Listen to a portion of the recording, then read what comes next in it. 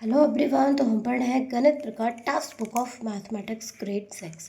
तो हमने chapter start किया हुआ है लाइंस एंड एंगल्स। ठीक है, तो उसका जो मैं क्वेश्चन करा रही हूँ वो करूँगी आज question this and this this this and बस 4th क्वेश्चन तक कराऊंगी, और ये जो 6th क्वेश्चन है कल की वीडियो में कराऊंगी।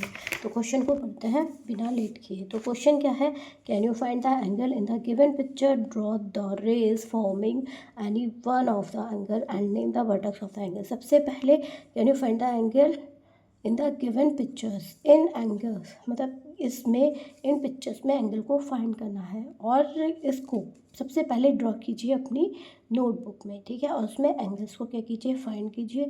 फिर हमें नेम के रेज बताने हैं जो भी इसमें फॉर्म्ड हो रही हैं, फिर हमें इसमें वर्टेक्स बतानी है। ठीक है, तो सबसे पहले रेज क्या होती है, जो जिसका 1 पॉइंट होता है और 1 एरो होता है, और नेम रेज के हमेशा उसके पॉइंट से लिखे जाते हैं, जैसे डी ए रेज, जैसे डी वी रेज।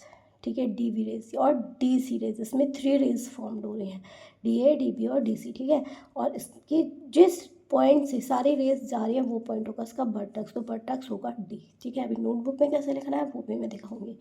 अभी क्या क्या है, ये इसमें फॉर्म हो रही है बी सी रेज और बी ए रेज, और वर्टेक्स क्या होगी, वर्टेक्स क्योंकि बी पॉइंट से जा रहा है। ठीक है, इसमें एरो नहीं है बट दिस एरो दिस पर जा रहा है, दिस पर जा रहा है, और दिस इज पॉइंट, तो बी सी हमेशा रेज पॉइंट से लिखते हैं। ठीक है, तो वर्टेक्स हो गई हमारी बी।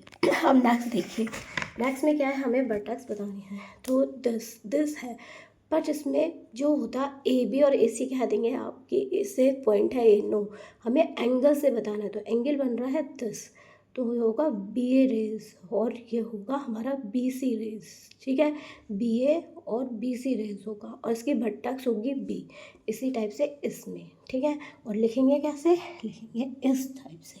ओके, देखो कितना अच्छा लग रहा है, नोट बहुत अच्छा ड्रॉ कीजिए, और इसी साइड से सब लिख दीजिए।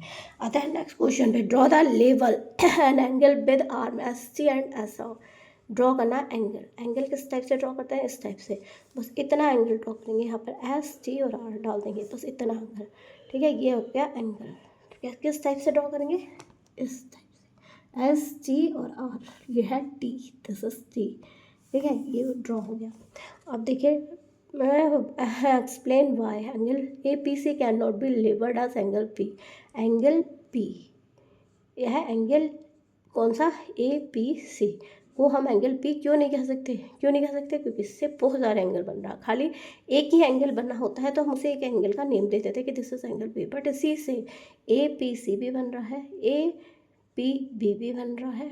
ठीक है, और कौन सा बन रहा है इसमें, A P C, A P B और ए पी बी, 2 एंगल्स बन रहा है, 2 क्या इसमें 3 एंगल्स बन रहे हैं।